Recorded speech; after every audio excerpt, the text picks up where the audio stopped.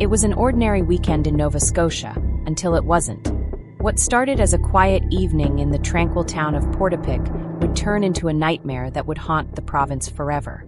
A man, once known to his neighbors, went on a killing spree that would change the course of history in this peaceful community. Gabriel Wortman's actions that night weren't random. He killed 22 people he mostly knew, without mercy, spreading terror and confusion through 3 different cities.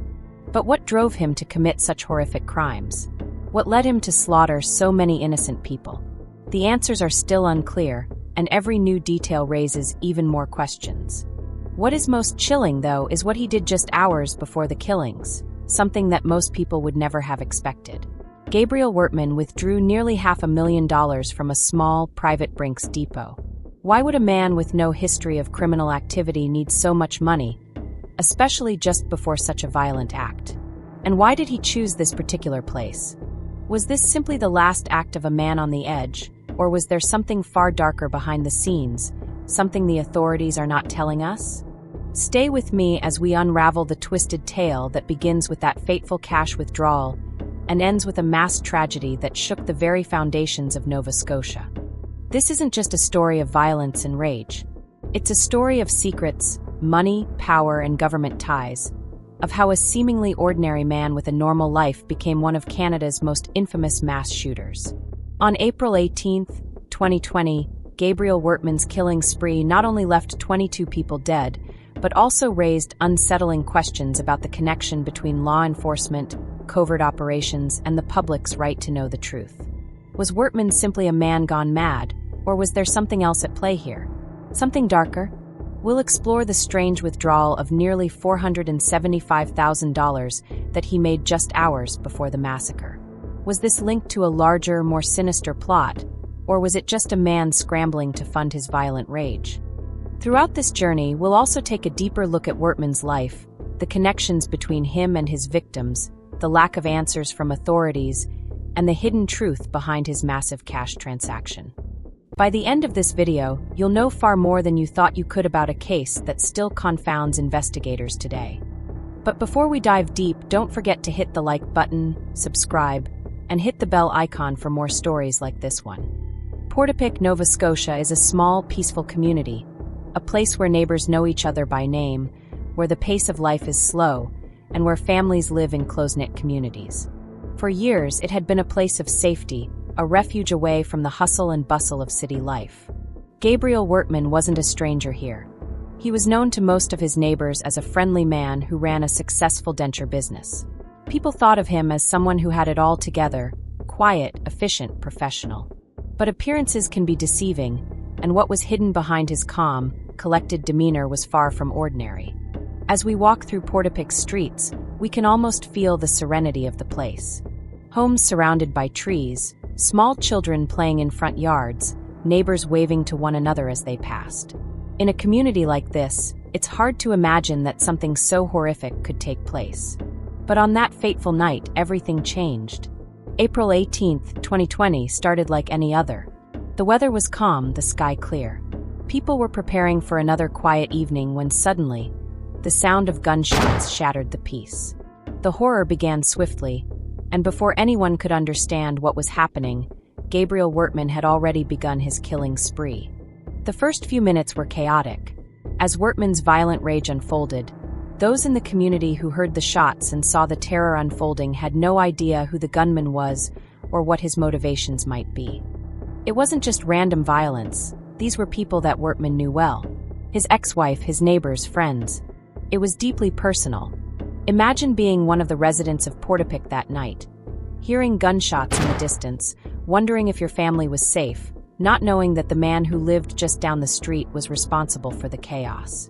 It was only after the violence erupted that the true scope of his wrath became clear. It wasn't long before Wortman had taken the lives of several people. The RCMP received numerous calls as the terror began to unfold, but it was nearly impossible to contain. Wortman was methodical in his approach. He wasn't just randomly shooting, he was hunting down specific targets. His victims weren't strangers, they were people he had known personally, some of whom had close ties to him for years. Wortman wasn't acting alone, He was strategic, almost like he was executing a plan that had been simmering for years. What made this even more shocking was his disguise. Wortman was wearing a fake RCMP uniform and driving a mock police cruiser. He had completely transformed himself into an authority figure, and this made it harder for people to even recognize the danger they were facing. The sight of a police officer driving up would have made it nearly impossible for victims to know that the person approaching was their killer. Imagine being one of the first responders arriving at the scene, thinking you're dealing with a routine crime when you discover that the shooter is wearing the uniform of the very officers who are supposed to protect the community. This deception worked. Wortman moved freely through the town, shooting victims in their homes, in their cars, on the streets. It wasn't until later that people realized how many of their friends, family members, and neighbors had been killed. The attack wasn't quick. It stretched out over several hours. Wortman's rampage didn't stop until he had claimed the lives of 22 people. By the time the RCMP caught up with him, the damage had been done. The most puzzling detail in this entire case came just before the killings began.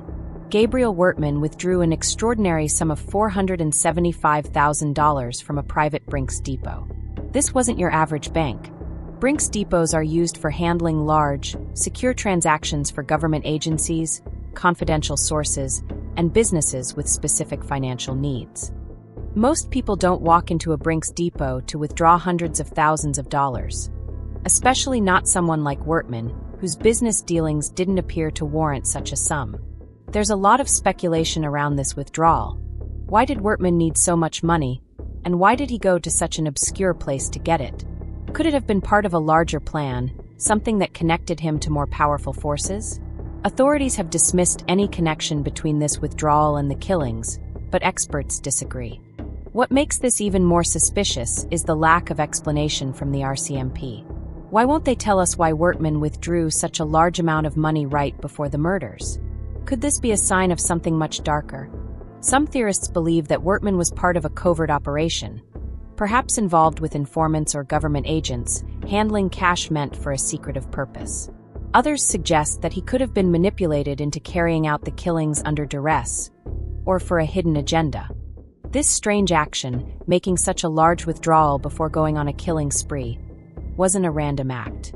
It was part of a bigger puzzle, and we might never fully know the truth behind it. The timing is critical. Why did Wortman do this? What was the role of this mysterious sum of money in the larger narrative? The RCMP has been tight-lipped about the entire case, and this raises more questions than answers. The authorities quickly dismissed any link between the withdrawal of nearly $500,000 and the killings.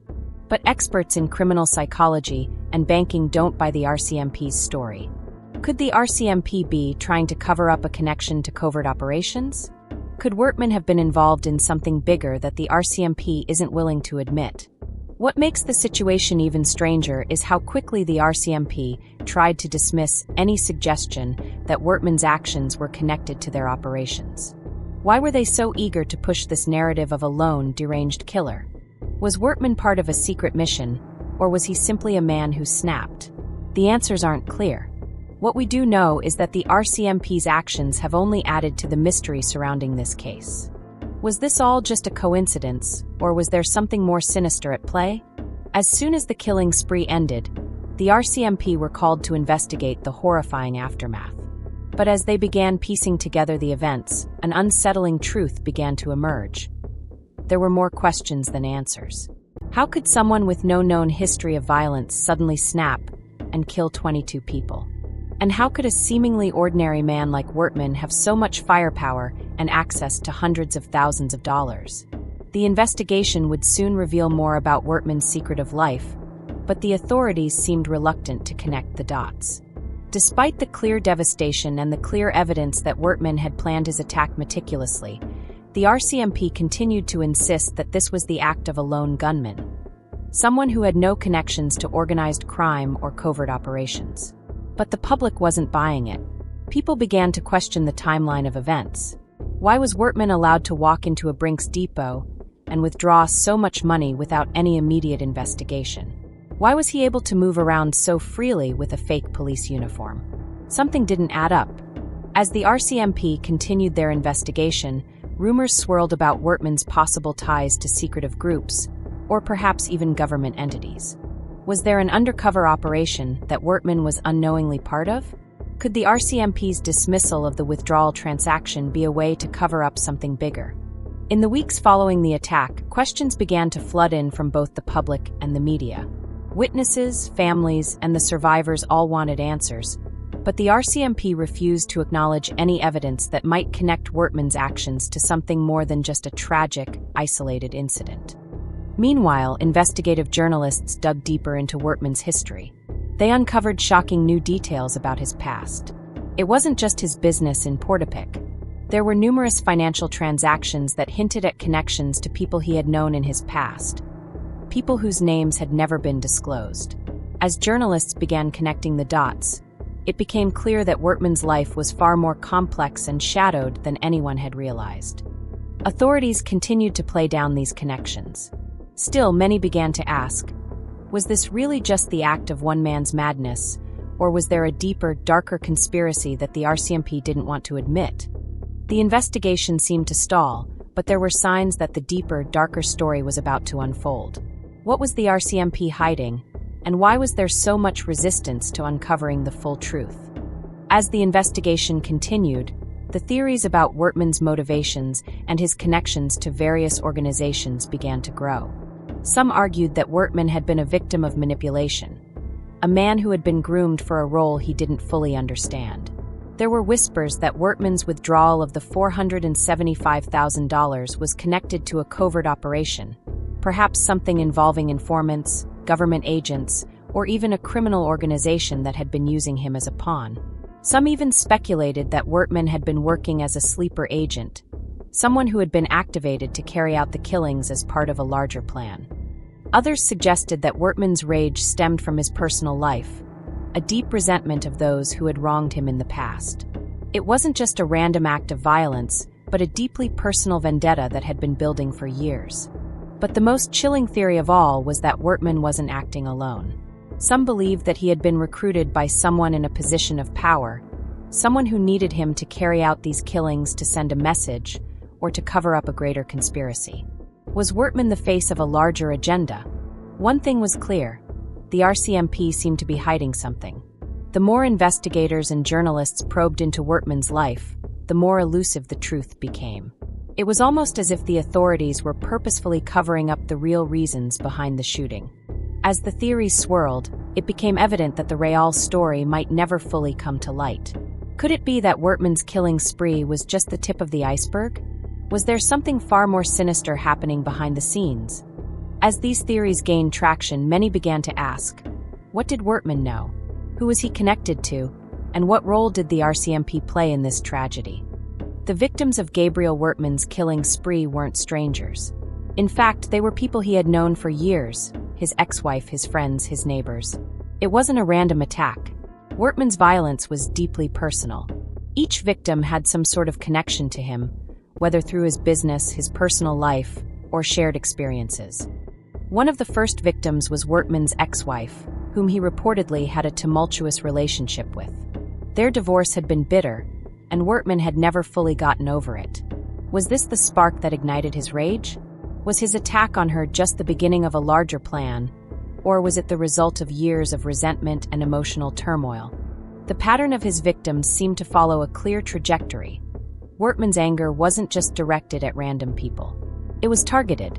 He went after those who had crossed him or those with whom he had unresolved issues. Neighbors described Wortman as a quiet, private man. He kept to himself and didn't socialize much, but he was known to be generous. Some even considered him a friend. But behind closed doors, Wortman's life was full of hidden turmoil.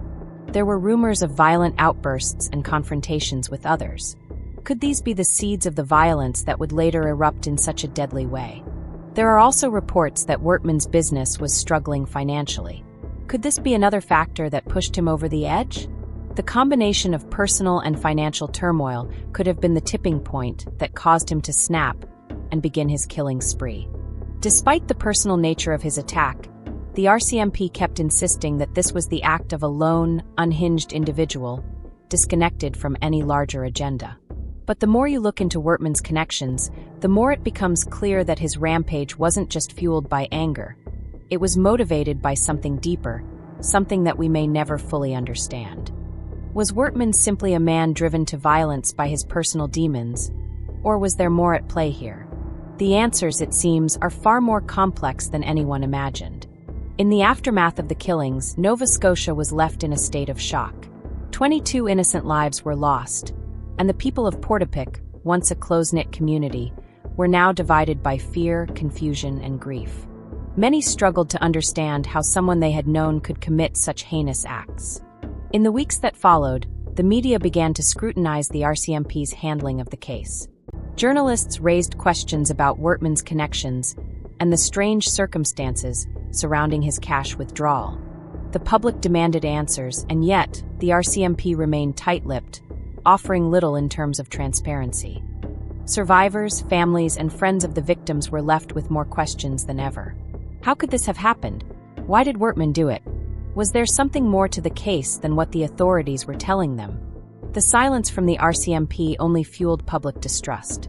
As the case remained unsolved, many began to suspect that there was a cover-up, one that was deliberately hiding the true reasons behind the violence. But despite the mounting pressure, the RCMP continued to deny any wrongdoing. They continued to insist that Wortman was a lone wolf, a man who had simply snapped under personal pressure.